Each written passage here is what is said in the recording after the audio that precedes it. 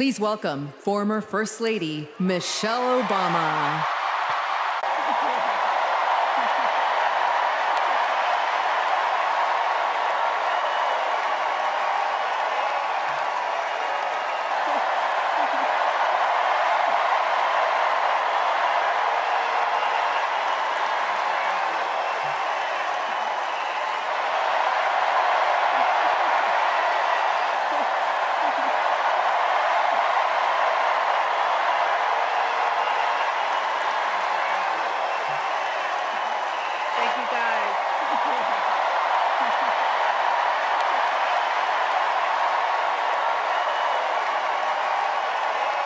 Okay, we got a big night ahead. Thank you all so much. Thank you so much.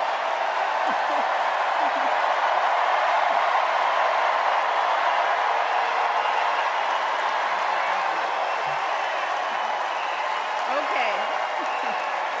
Hey. Hello, Chicago. Yeah. All right.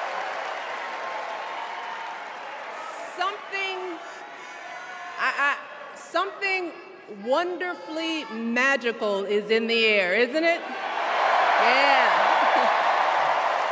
You know, we're feeling it here in this arena, but it's spreading all across this country we love. A familiar feeling that's been buried too deep for far too long. You know what I'm talking about. It's the contagious power of hope. The anticipation, the energy, the exhilaration of once again being on the cusp of a brighter day. The chance to vanquish the demons of fear, division, and hate that have consumed us and continue pursuing the unfinished promise of this great nation, the dream that our parents and grandparents fought and died and sacrificed for. America, hope is making a comeback. Yeah.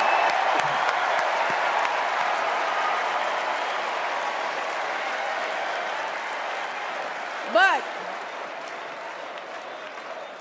to be honest, I am realizing that until recently, I have mourned the dimming of that hope.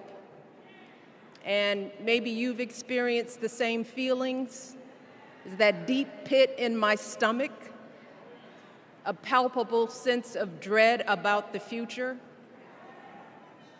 And for me, that mourning has also been mixed with my own personal grief. The last time I was here in my hometown was to memorialize my mother, the woman who showed me the meaning of hard work and humility and decency, the woman who set my moral compass high and showed me the power of my own voice.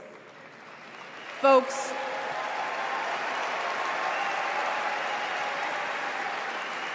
I still feel her loss so profoundly. I wasn't even sure if I'd be steady enough to stand before you tonight, but my heart compelled me to be here because of the sense of duty that I feel to honor her memory and to remind us all not to squander the sacrifices our elders made to give us a better future. You see, my mom, in her steady, quiet way, lived out that striving sense of hope every single day of her life. She believed that all children, all people have value, that anyone can succeed if given the opportunity. She and my father didn't aspire to be wealthy. In fact, they were suspicious of folks who took more than they needed. They understood that it wasn't enough for their kids to thrive if everyone else around us was drowning. So my mother volunteered at the local school. She always looked out for the other kids on the block. She was glad to do the thankless, unglamorous work that for generations has strengthened the fabric of this nation. The belief that if you do unto others, if you love thy neighbor, if you work and scrape and sacrifice, it will pay off. If not for you, then maybe for your children or your grandchildren. You see, those values have been passed on through family farms and factory towns, through tree-lined streets and crowded tenements, through prayer groups and National Guard units and social studies classrooms. Those were the values my mother poured into me until her very last breath. Kamala Harris and I built our lives on those same foundational values. Even though our mothers grew up an ocean apart, they shared the same belief in the promise of this country. That's why her mother moved here from India at 19. It's why she taught Kamala about justice, about the obligation to lift others up, about our responsibility to give more than we take. She'd often tell her daughter, "Don't sit around and complain about things, do something." So, with that voice in her head, Kamala went out and she worked hard in school, graduating from an HBCU, earning her law degree at a state school. And then she went on to work for the people, fighting to hold lawbreakers accountable, strengthening the rule of law, fighting to get folks better wages, cheaper prescription drugs, a good education, decent health care, child care, elder care. From a middle-class household, Kamala worked her way up to become Vice President of the United States of America. My girl, Kamala Harris, is more than ready for this moment. She is one of the most qualified people ever to seek the office of the presidency. And she is one of the most dignified. A tribute to her mother, to my mother, and to your mother too. The embodiment of the stories we tell ourselves about this country. Her story is your story. It's my story. It's the story of the vast majority of Americans trying to build a better life. Look, Kamala knows, like we do, that regardless of where you come from, what you look like, who you love, how you worship, or what's in your bank account, we all deserve the opportunity to build a decent life. All of our contributions deserve to be accepted and valued. Because no one has a monopoly on what it means to be an American. No one.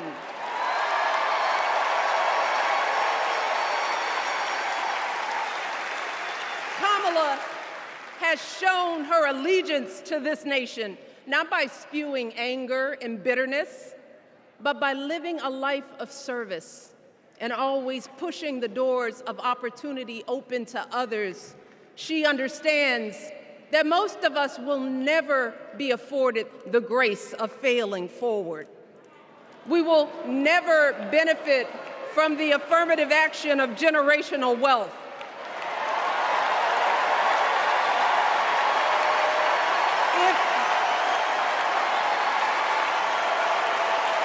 If we bankrupt a business or choke in a crisis, we don't get a second, third, or fourth chance. If things don't go our way, we don't have the luxury of whining or cheating others to get further ahead. No. We don't get to change the rules, so we always win. If we see a mountain in front of us, we don't expect there to be an escalator waiting to take us to the top. No. We put our heads down. We get to work. In America, we do something. And throughout her entire life, that's what we've seen from Kamala Harris. The steel of her spine, the steadiness of her upbringing, the honesty of her example, and yes, the joy of her laughter and her light. It couldn't be more obvious.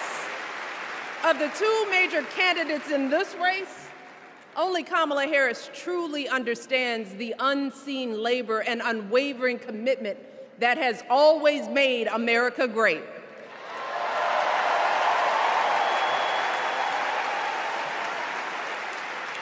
Now, unfortunately, we know what comes next. We know folks are going to do everything they can to distort her truth. My husband and I sadly know a little something about this. For years, Donald Trump did everything in his power to try to make people fear us. See, his limited, narrow view of the world made him feel threatened by the existence of two hardworking, highly educated, successful people who happen to be Black.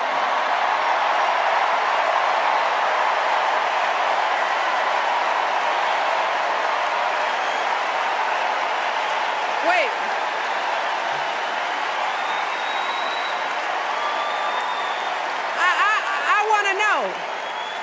I want to know, who's going to tell him that the job he's currently seeking might just be one of those Black jobs?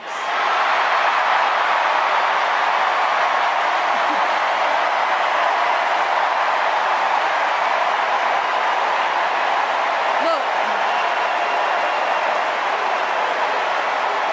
it's his same old con. His same old con. Doubling down on ugly, misogynistic, racist lies as a substitute for real ideas and solutions that will actually make people's lives better.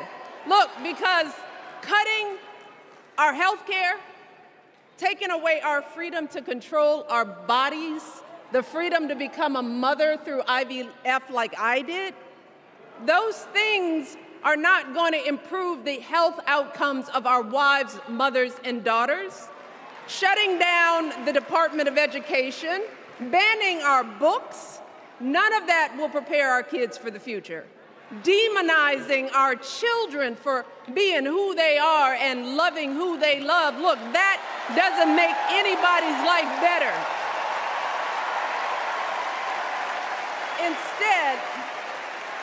Instead, it only makes us small. And let me tell you this, going small is never the answer. Going small is the opposite of what we teach our kids. Going small is petty, it's unhealthy, and quite frankly, it's unpresidential.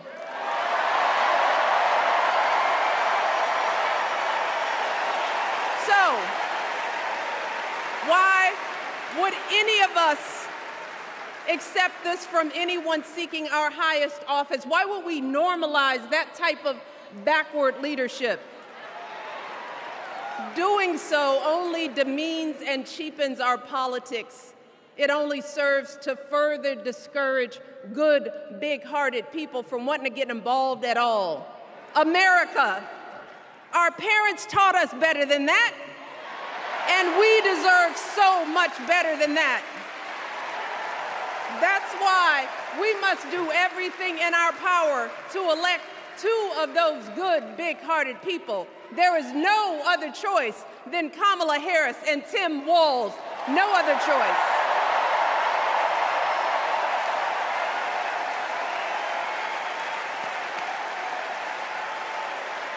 But as we embrace this renewed sense of hope, Let us not forget the despair we have felt. Let us not forget what we are up against. Yes, Kamala and Tim are doing great now. We're loving it. They're packing arenas across the country. Folks are energized. We are feeling good. But remember, there are still so many people who are desperate for a different outcome, who are ready to question and criticize every move Kamala makes, who are eager to spread those lies, who don't want to vote for a woman, who will continue to prioritize building their wealth over ensuring that everyone has enough. So no matter how good we feel tonight or tomorrow or the next day, this is going to be an uphill battle. So folks, we cannot be our own worst enemies. No. See, because the minute something goes wrong, the minute a lie takes hold, folks, we cannot start wringing our hands. We cannot get a Goldilocks complex about whether everything is just right. And we cannot indulge our anxieties about whether this country will elect someone like Kamala instead of doing everything we can to get someone like Kamala elected.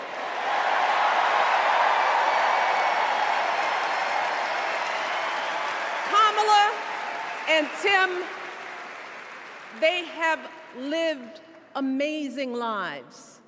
And I am confident that they will lead with compassion, inclusion, and grace. But they are still only human. They are not perfect. And like all of us, they will make mistakes. But luckily, y'all, this is not just on them.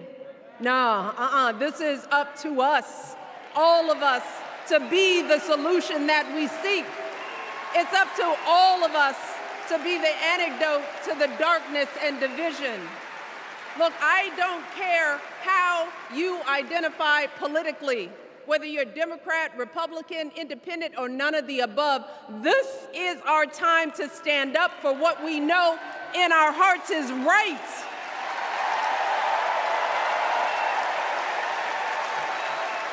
To stand up, not just for our basic freedoms, but for decency and humanity, for basic respect, dignity, and empathy, for the values at the very foundation of this democracy.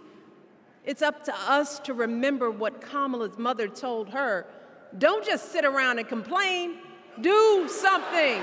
So if they lie about her, and they will, we've got to do something. If we see a bad poll, and we will, we got to put down that phone and do something. If we start feeling tired, if we start feeling that dread creeping back in, we got to pick ourselves up, throw water on our face, and what? We only have 2.5 months, y'all, to get this done. Only 11 weeks to make sure every single person we know is registered and has a voting plan. So, we cannot afford for anyone America to sit on their hands and wait to be called. Don't complain if no one from the campaign has specifically reached out to you to ask you for your support. There is simply no time for that kind of foolishness. You know what you need to do. So, consider this to be your official ask. Michelle Obama is asking you, no, I'm telling y'all to do something.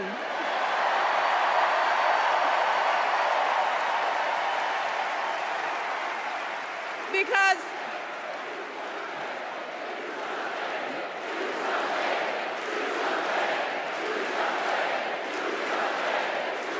you all, this election is going to be close. In some states, just a handful, listen to me, a handful of votes in every precinct could decide the winner. So we need to vote in numbers that erase any doubt. We need to overwhelm any effort to suppress us. Our fate is in our hands. In 77 days, we have the power to turn our country away from the fear, division, and smallness of the past. We have the power to marry our hope with our action.